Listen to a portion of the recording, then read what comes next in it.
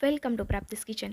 આજે આપણે પ્રાપ્તિસ કિચનમાં એક અનોખી રેસીપી બનાવવાના છે, જે છે કાંદાનો આચાર। હા, આપણે કાંદાનો આચાર બનાવવાના છે। તો તેના માટે મેં અહીં મીડિયમ સાઇઝના 4 કાંદા લઈ લીધા છે, જેની મેં છાલ કાઢી લીધી છે। હવે આ આચાર બનાવવા માટે કાંદાને આપણે કઈ રીતના સમારવાના તે હું તમને બતાવી દઉં। તો તેના માટે આપણે કાંદાના પહેલાં 2 પાર્ટ કરી લઈશું અને ત્યારબાદ તેને પતલી અને લાંબી સ્લાઇસીસમાં કટ કરી લઈશું। તો છે ને એકદમ સહેલું આ આચાર બનાવવા માટે કાંદાને સમારવા। તો આ રીતે આપણે આ કાંદાને સમારી લેવાના છે। વધુ પડતી જાડી પણ સ્લાઇસ નથી કરવાની અને વધુ પડતી પતલી પણ નથી કરવાની। એકદમ સરસ આપણે લચ્છા પ્યાઝ જે રીતે બનાવીએ એ રીતની સ્લાઇસીસ કરવાની છે। જોઈ શકો છો આપણે આવી સ્લાઇસીસ કરવાની છે। તો મેં અહીં 4 કાંદા લીધા છે। તમારે જેટલી ક્વોન્ટિટીમાં બનાવવું હોય એટલી ક્વોન્ટિટીમાં તમે કાંદા લઈ શકો છો। હવે આ કાંદા સમારાઈ ગયા છે, તો આ બધા કાંદાને આપણે એક બાઉલમાં એડ કરી દઈએ, કેમ કે આપણે આ કાંદામાં મસાલો કરવાનો છે આ આચારને તીખું અને ચટપટું બનાવવા માટે। તો કાંદાને બાઉલમાં એડ કરી લીધા બાદ કલર અને તીખાસ માટે આપણે 1 ચમચી જેટલો લાલ મરચાં પાવડર એડ કરીશું। ત્યારબાદ અહીં થોડો અમથો કલર માટે અડધી ચમચી જેટલો હળદર પાવડર એડ કરી દઈએ। ત્યારબાદ આપણે તેમાં અડધીથી પોણી ચમચી જેટલું ધાણા જીરું છે તેને પણ એડ કરી દઈએ। હવે આપણે તેમાં ટેસ્ટના અકોર્ડિંગ નમક એડ કરવાનું છે, તો અડધીથી પોણી ચમચી જેટલું નમક છે તે એડ કરી લઈએ। ત્યારબાદ તમે જરૂરિયાત અનુસાર આગળ એડ કરી શકો છો નમક જો વધારે એડ કરવું હોય તો।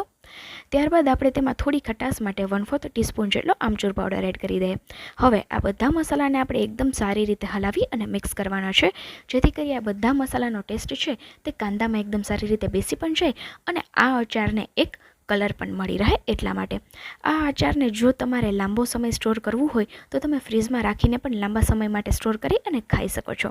હવે આપણે આ આચારમાં તડકો લગાવવાનો છે, તો તેના માટે મેં અહીં વઘારિયામાં 3 થી 4 મોટી ચમચી જેટલું તેલ છે તે એડ કરી દીધું અને આ તેલને આપણે એકદમ સારી રીતે ગરમ થવા દેવાનું છે। ત્યારબાદ આપણે તેમાં બીજા ઇન્ગ્રીડિયન્ટ એડ કરીશું। તો અહીં તેલ એકદમ સારી રીતે ગરમ થઈ ગયું છે। હવે આપણે તેમાં અડધી ચમચી કાળા તલ છે તેને એડ કરી લઈએ। ત્યારબાદ અહીં 1 ચમચી વરિયાળી છે તેને એડ કરી લઈએ। ત્યારબાદ વઘારમાં આપણે 1/4 ટીસ્પૂન જેટલો હિંગનો તડકો લગાવી લઈએ। હવે આપણે આ બધી વસ્તુને થોડી સેકન્ડ્સ માટે તેલમાં કકડવા દઈએ।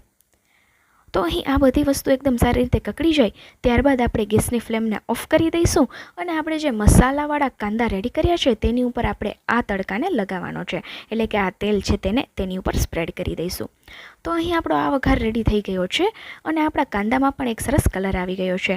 તો તેની ઉપર આપણે આ બધું તેલ એડ કરી દઈએ। આ જે આપણે તેલમાં વસ્તુઓ એડ કરી છે તેનાથી આ આચારનો ટેસ્ટ ખૂબ જ સરસ આવે છે અને ખાવાની પણ ખૂબ જ મજા પડે છે। તો આ આપણું આચાર છે તે બનીને રેડી થઈ ગયું। ગણતરીની મિનિટોમાં તમે આ આચારને બનાવીને રેડી કરી લેશો અને એટલું ટેસ્ટી બને છે કે ઉનાળામાં તમે બોરિંગ સબ્જી અને રોટી ખાઈને કંટાળી ગયા હો તો એકવાર આ આચારને જરૂરથી ટ્રાય કરજો અને રોટલી, પરાઠા, થેપલા કે ભાખરી સાથે તમે ઈચ્છો ત્યારે એન્જોય કરી શકો છો અને તમારા જમવાનાનો સ્વાદ છે તે વધારી દે છે। તો જરૂરથી એકવાર આ રેસીપી ટ્રાય કરજો અને જો તમને મારી આ ડુંગળીના આચારની રેસીપી પસંદ આવી હોય તો ફ્રેન્ડ્સ એન્ડ ફેમિલીમાં શેર જરૂરથી કરજો અને તમારે આવી બીજી સિઝનલ અથવા તો અનોખી રેસીપીઓ જોઈતી હોય તો મારી ચેનલ પર આવ્યા છો તો ચેનલને એકવાર વિઝિટ કરો, જેમાં તમને ઘણી બધી અનોખી રેસીપીઓ મળી રહેશે અને સાથે સાથે અત્યારે આચારની સિઝનમાં તમને ઘણા બધા આચારની રેસીપીઓ પણ મળી રહેશે। જો તમે ફર્સ્ટ ટાઈમ મારી ચેનલ પર આવ્યા હો અને ચેનલને હજી સુધી સબસ્ક્રાઇબ ના કરી હો તો એકવાર સબસ્ક્રાઇબ કરી દેજો અને બાજુમાં આપેલું બેલ આઇકન પ્રેસ કરી દેજો, જેથી કરી જ્યારે પણ હું આવા અનોખા અને સિઝનલ રેસીપીના વિડીયોઝ મારી ચેનલ પર પોસ્ટ કરું તો તેની નોટિફિકેશન્સ તમને તમારા ફોનની સ્ક્રીન પર જલ્દીથી મળી રહે। આ આચારને તમે બહાર 2 થી 3 દિવસ સુધી આરામથી એન્જોય કરી શકો છો અને ફ્રીઝમાં અઠવાડિયા સુધી સ્ટોર કરી શકો છો। આવા બીજા ઉપયોગી, હેલ્ધી અને અનોખા રેસીપીના વિડીયો સાથે આપણે ફરી મળીશું। Bye, thanks for watching.